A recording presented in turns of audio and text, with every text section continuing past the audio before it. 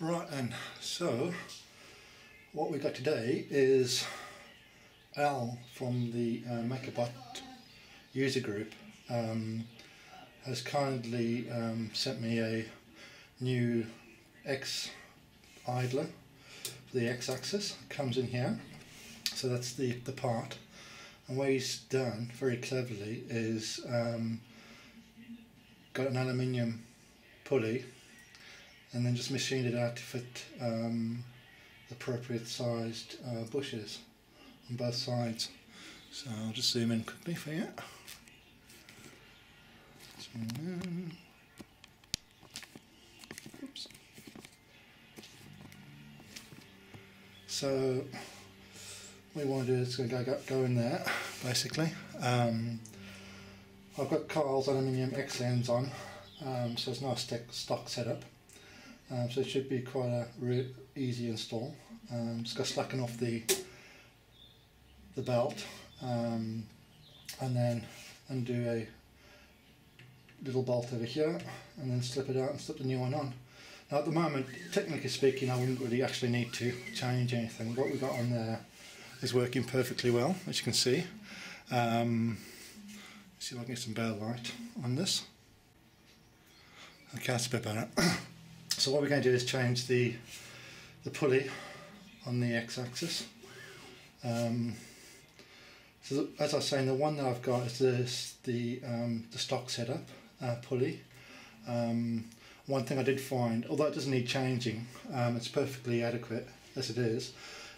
If you don't grease it on a regular basis, that means getting some grease in here. You can see all the grease up the side there as well. You can see, I hope you can see all the grease and muck up there. To grease it, it starts to squeak, and I expect it'll wear as well. So it's one less thing that I need to worry about. As you can see at the moment, everything's tracking really well. When I originally got the MakerBot from their factory, you'd move the carriage up and down, and that idler would move up and down across in that plane there, because things went straight. But as you can see with Carl's X-ends and it all been rejigged and stuff, it's perfect now. So that's what I'm looking for when it's finished.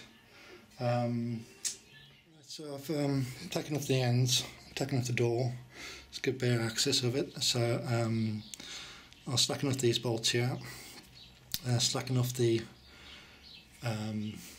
belt, and then I can go on that side and just swap things over, and just swap the pulley over, and hopefully be up and running within a couple of minutes. Okay, so as you can see, I've slackened off the stepper, and that in turn slackens off the belt. So I can just go on the other side now and undo the little bolt that holds the axle in for the pulley. Okay, I've taken the little bolt off there, and I was hoping just to pull the pin through, but looking at it, I'll probably get some pliers in there and push the axle or the pin out, but it's just as easy. Carl's got 4 little Allen head screws, 2 on this side and 2 on the other side, so dropless in this whole bracket assembly can just drop off, and then that'll give me really good access to clean it all firstly, because as you can see there's grease everywhere, and then to fit the pulley on. Okay. Oops.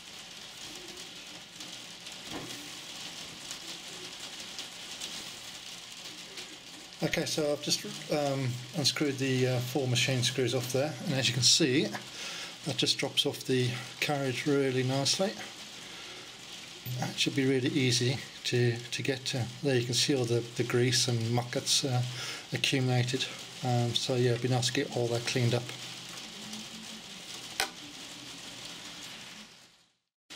Okay, I don't know whether you can actually see on the axle of the pin. You can actually see some, I don't know, wear marks, slight wear marks where it's been slipping. You can just feel it on the surface of the pin. So obviously the pin at times has been spinning, which is not great. And also when you put the if you put the stock hub back on, there's actually some play in there.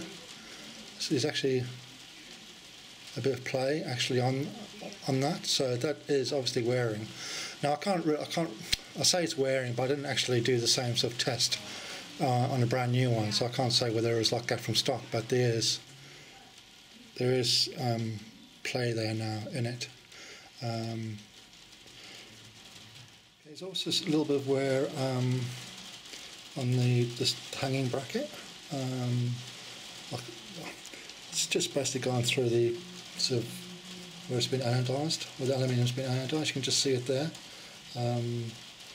Now I expect that happened a while back, so I remember a wire was squeaking, and I actually thought it was the bearings on the carriage. And I remember greasing this when Al first posted on MakerBot on the user groups, and I actually greased the bearing and the squeaking stopped. So that's what was probably causing the squeaking, as the pulley had come up against the side there and was starting to wear. Right, so the fit is a push fit, so it's a tight push fit. And to get the pin on it first, I tried the old caveman style by tapping it in, because I couldn't be bothered to work down the garage. But in the end, I went down the garage, just put in the vise, and you can squeeze it in a nice controlled manner. What you don't want to do though, however, is make sure you leave a little gap so when you so you can run the belt through it. You don't want to push that pin all the way through. So what I'll do now is I'm going to push the little pin through, and what I'm going to try and do is try and get that centralised, because the pulley's not going to be able to come up and down the shaft anymore. It won't go up and down the shaft anymore. So I need to get that positioned, and I think it's roughly in the centre on the plastic one, the stock one. So I'll get that all set up, and then you can see how it works. Okay, and the final bit is just dropping the belt on and then centering the pulley to suit your setup.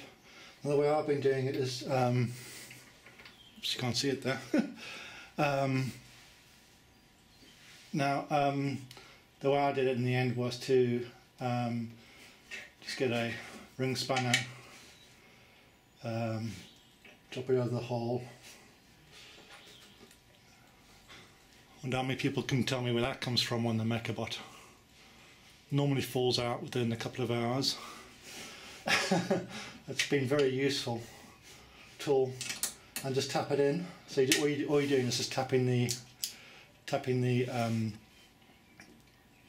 pulley into roughly the correct place.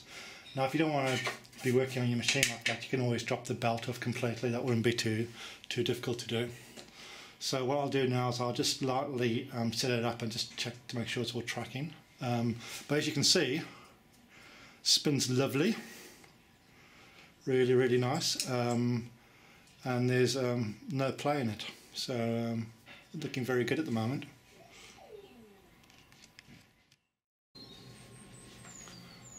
Right, so there we have it all installed. Pretty easy in the end. You probably could get away with just tapping the pin in, but I just played it safe with the vise.